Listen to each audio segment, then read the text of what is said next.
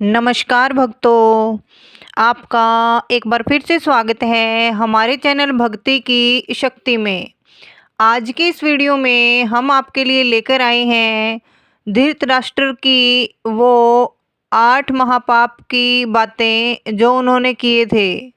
धृतराष्ट्र को महाभारत में कुरुक्षेत्र के युद्ध का सबसे बड़ा खलनायक माना जाता है, क्योंकि यदि वे चाहते तो इस युद्ध को रोक सकते थे, परंतु उन्होंने पुत्र मोह में अपने ही वंश का नाश करवा दिया। धृतराष्ट्र आंखों से ही नहीं बल्कि मन और बुद्धि से भी अंधे थे। उन्होंने अपने जीवन में वैसे तो कई पाप किए थे, लेकिन हम आपको बताएंगे उनके द्वारा किए गए 8 घोर पापों के बारे में। तो आइए आगे इस वीडियो में हम आपको बताते हैं उनके वो 8 घोर पाप कौन से थे। गांधारी के साथ धोखा। भीष्म ने धृतराष्ट्र का विवाह गांधार की राजकुमारी गांधारी से कर दिया। गांधारी को जब यह पता चला कि मेरे पति अंधे हैं तो उसने भी आंखों पर पट्टी बांध ली।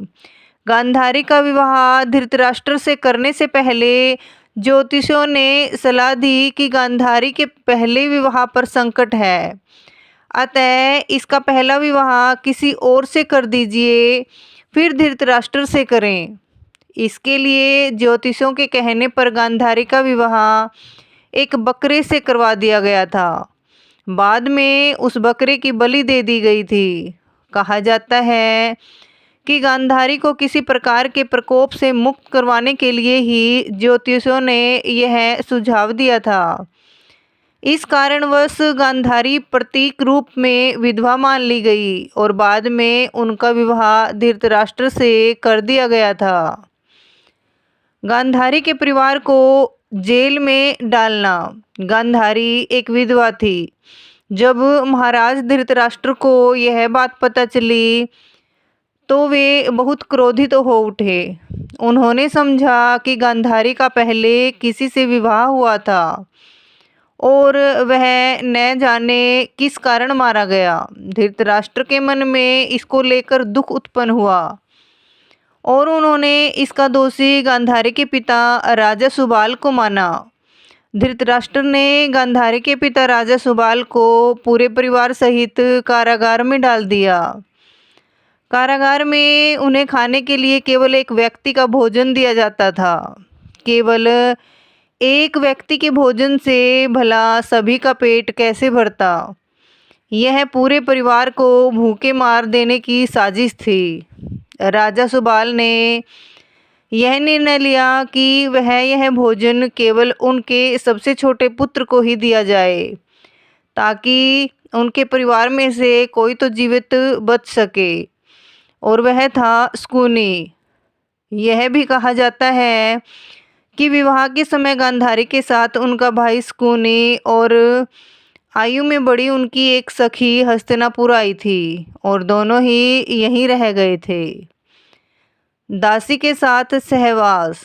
गांधारी के पुत्रों को कौरव पुत्र कहा गया, लेकिन उनमें से एक भी कौरववंशी नहीं था। धृतराष्ट्र और गांधारी के 99 पुत्र और एक पुत्री थी, जिन्हें कौरव कहा जाता था।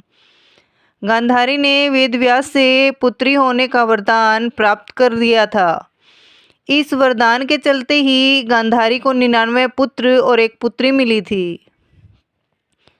उक्त सभी संतानों की उत्पत्ति 2 वर्ष बाद कुंडों से हुई थी। गांधारी की बेटी का नाम दुसला था।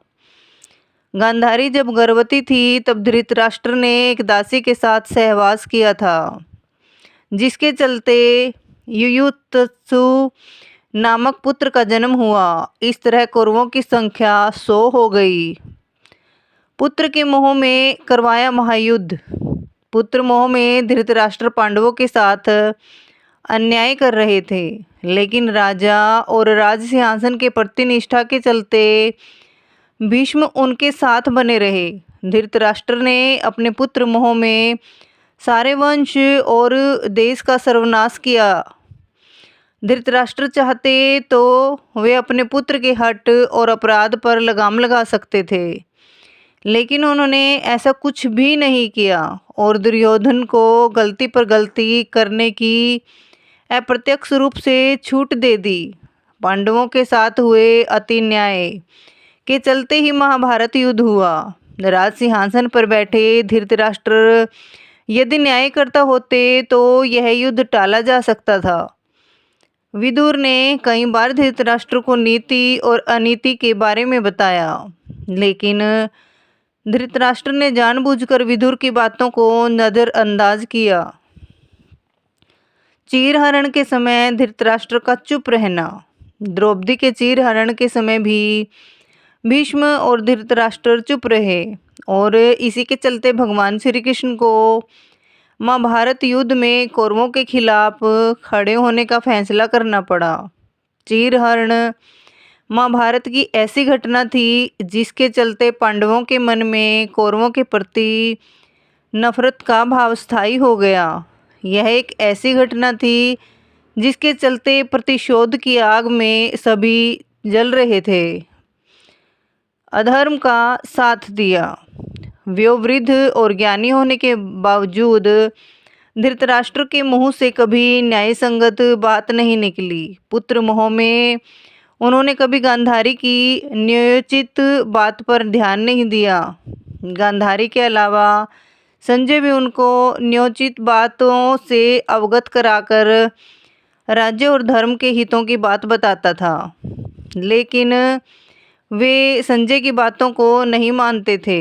वे हमेशा ही शकुनी और दुर्योधन की बातों को ही सच मानते थे। वे जानते थे कि है अधर्म और अन्याय कर रहे हैं, फिर भी वे पुत्र का ही साथ देते थे। अधर्म की बात देने वाला खलनायक कैसे नहीं हो सकता। भीष्म को मारने की इच्छा।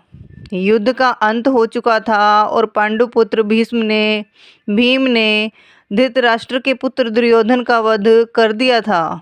इसको लेकर धृतराष्ट्र के मन में क्रोध और बदले की भावना प्रबल हो उठी।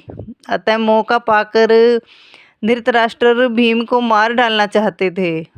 एक बार की बात है, जब महाभारत का युद्ध जीतने के बाद पांचों पांडव श्री कृष्ण के साथ हस्तिनापुर महाराज धृतराष्ट्र से मिलने पहुँचे तो भीम के अलावा सबने धृतराष्ट्र को प्रणाम किया तथा उनके गले मिले। बाद में भीम की बारी आई तो भगवान श्री कृष्ण धृतराष्ट्र की मंशा जान चुके थे।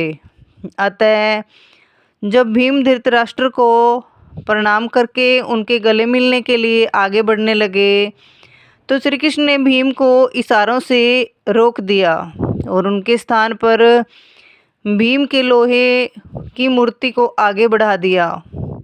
धृतराष्ट्र बहुत शक्तिशाली थे। उन्होंने लोहे की मूर्ति को भीम समझकर पूरी ताकत से दबोच लिया और उस मूर्ति को तोड़ डाला। उनमें क्रोध इतना था कि वे समझ नहीं पाए कि यह तो लोहे की मूर्ति है। भीम की मूर्ति तोड़ने से उनके मुंह से भी रक्त निकलने लगा था। इसके बाद जब धृतराष्ट्र का क्रोध शांत हुआ तो वे भीम को मृत समझकर रोने लगे। तब भगवान श्री कृष्ण बोले कि भीम तो जीवित है, आपने भीम समझकर भीम की मूर्ति को तोड़ा है। इस प्रकार भगवान श्री कृष्ण ने धृतराष्ट्र से भीम की जान बचाई थी। पूर्व जन्म का पाप। कहते हैं कि पूर्व जन्म में किए गए पाप के कारण धृतराष्ट्र जन्म से ही अंधे थे और उनके सभी पुत्र मारे गए। दरअसल अपने पुत्र जन्म से पूर्व जन्म से धृतराष्ट्र एक बहुत ही निर्दयी एवं क्रूर राजा थे। एक दिन जब से वे अपने सैनिकों के साथ राज्य भ्रमण को निकले तो उनकी नज़र एक तालाब में अपने बच्चों के साथ आराम करते हुए हंस पर पड़ी। उन्होंने सैनिकों को तुरंत आदेश दिया कि उस हंस की आंखें निकाल ली जाए। सैनिकों ने राजा की आज्ञा पालन किया। दर्द से बिलखते उस हंस की आंखों को निकालकर राजा अपने सैनिकों के साथ आगे बढ़ गया। उस हंस की असहनीय पीड़ा के कारण मृत्यु हो गई।